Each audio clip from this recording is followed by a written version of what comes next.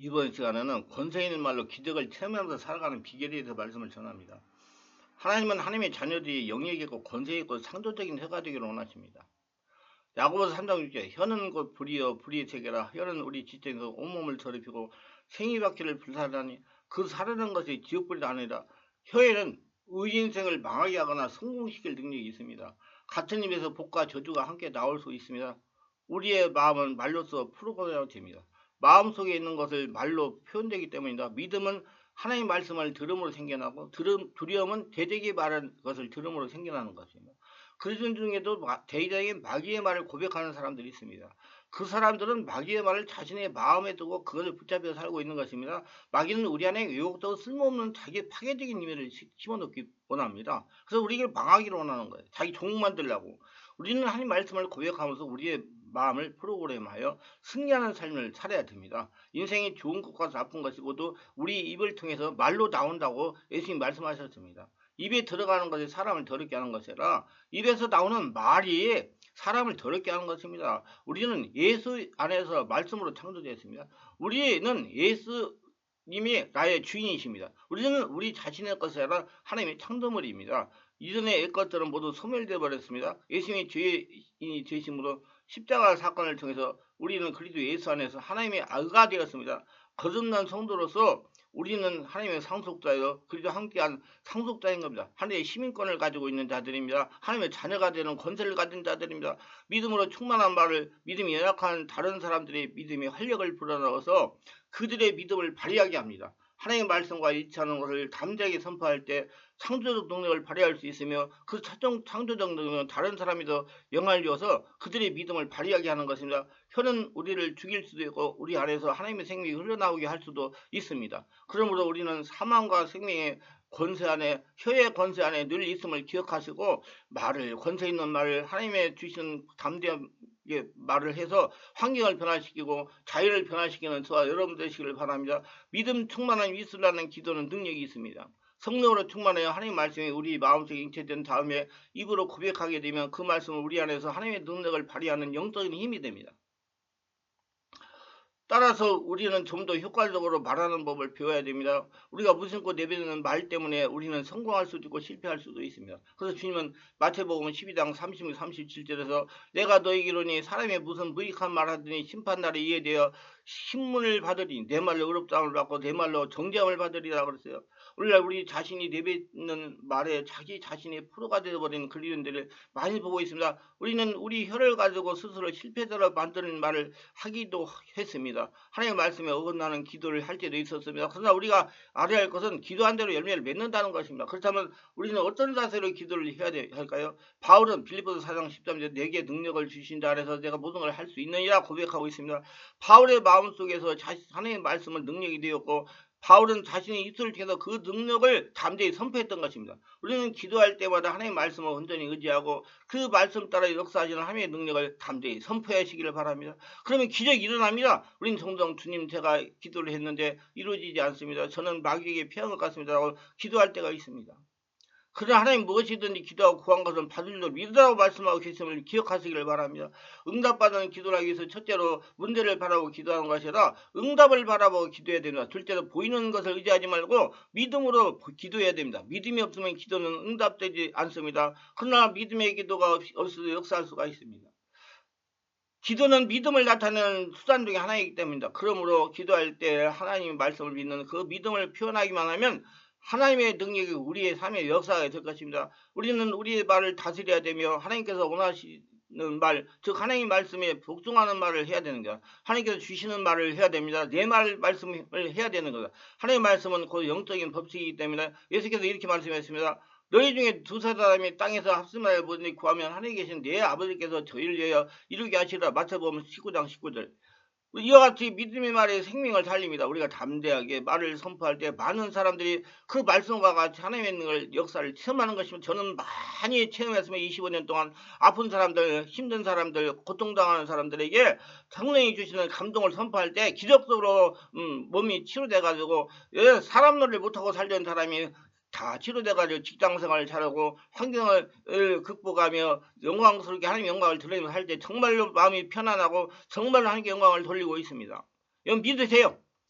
믿음의 말은 다른 사람의 믿음에 불을 붙입니다. 성령으로 충만한 상태에서 믿음으로 가득한 말은 잠자고 있거나 힘이 있는 다른 사람들의 믿음에 활력을 불어넣어서 믿음을 발휘하게 합니다. 성도가 하나님의 말씀과 일치하는 것을 담대하게 선포할 때 창조적 능력이 나옵니다. 또한 그것이 다른 사람들에게 당시의 믿음과 같은 믿음을 발휘하게 합니다. 영안에서 나오는 창조적인 말에는 권세가 있습니다. 사람을 변화시키는 능력이 있어 죽어가는 자에게 살리는 권능이 있습니다. 악한 영을 폐출시키는 능력이 있습니다. 귀신을 떠나보내는 능력이 있다는 겁니다. 그런 성령으로 충만하여 믿음의 말을 담대하게 선포하시길 바라요. 그러면 당신의 믿음의 말에 따라 창조적인 역사가 일어납니다. 근데 말을 할 때 여러분 절대로 제가 한다고 생각하지 말고 하나님이 하신다고 생각하고 선포하세요. 그러면 일어납니다.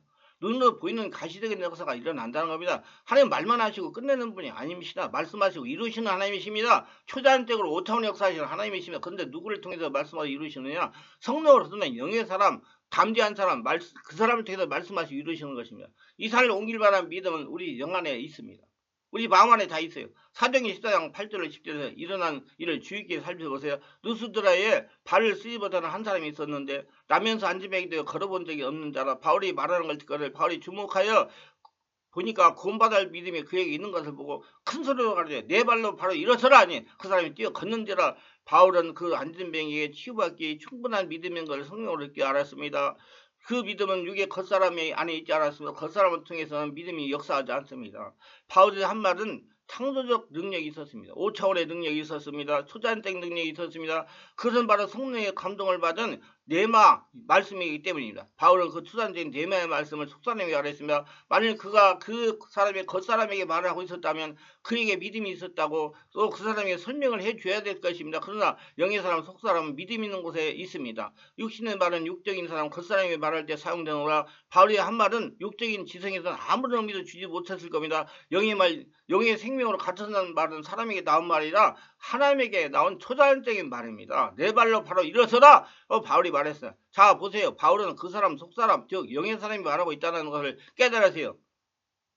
육의 겉사람이 일어서라고 말했다면 아무 소용이 없었을 겁니다. 그러나 한 번도 걸어본 적이 없었으니까요. 그의 지성은 그가 일어설 수 없다는 걸 육신적으로 알아서 만일 그 일이 그 사람 자신에 의해서 육신적으로 되어질 수 있었다면 그가 그런 상태에 있지 않았을 것입니다. 근데 그의 육신적, 정신적 능력 바뀌었습니다. 그 능력은 그 영적인 자원으로부터 나와야 했습니다. 그의 속사람이 영의 사람부터 나오는 것이었다. 그래서 네 발로 바로 일어서다 말이 영 안으로 받아들이자 그 사람 뛰고 걸었습니다. 그 영 안에 받아들인 영의 말들이 그의 육신적 몸에 영적인 힘을 가하여 묶였던 육체를 풀어 육신적 힘이 나오게 한 것입니다. 영의 말에 이 창조적 능력이 그의 영 안에 만들어져서 눈에 보이는 결과를 낳았습니다. 그래서 여러분 믿음의 말을 해가지고 믿은 대로 순종하면 기적이 일어나는 겁니다. 믿음은 성령으로 받은 영에서 흘러나와야 됩니다.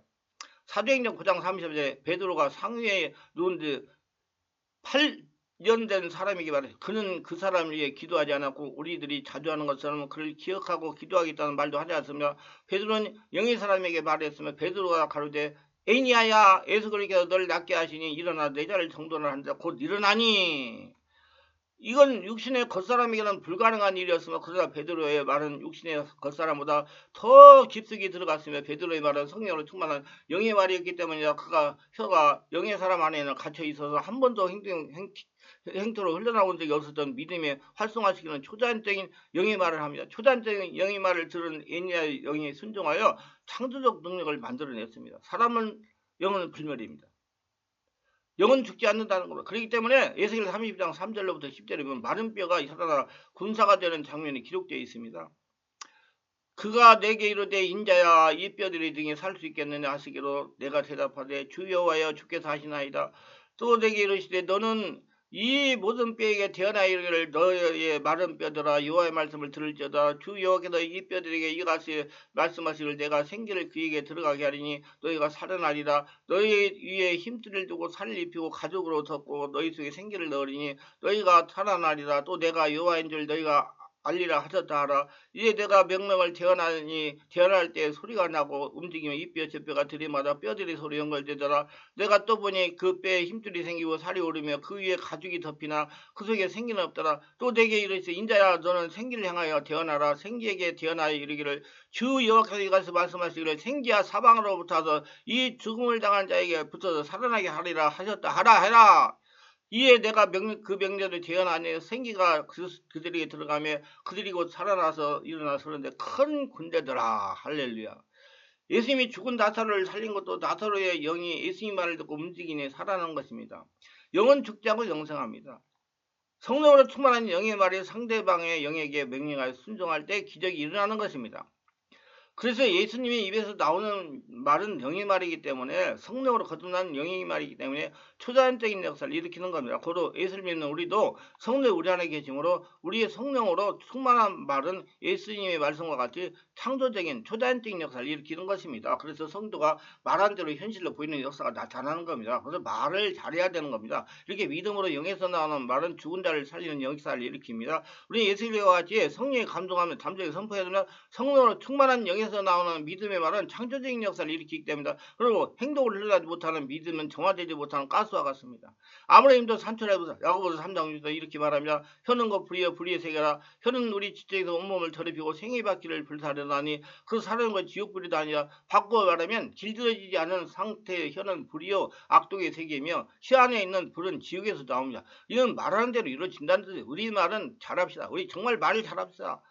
말을 잘하려면 혀를 잘 통제해야 됩니다. 혀를 잘 통제하는 분이 성령이십니다. 육적 인간은 혀 안에 있는 이 불을 길들여게 통제할 수 없습니다. 근데 감사하게도 예수께서 이 혀가 길들여질 뿐만 아니라 또한 성령으로 불타오르도록 할 수 있도록 준비해 주셨으면 성령으로 충만하여 혀가 길들여 초연적으로 사용되도록 했습니다. 어제 성령이 너희에게 마시면 너희가 권능을 받고 그는 성령의 불로 너희에게 세례를 주실 것이요. 누가복음 3장 16절.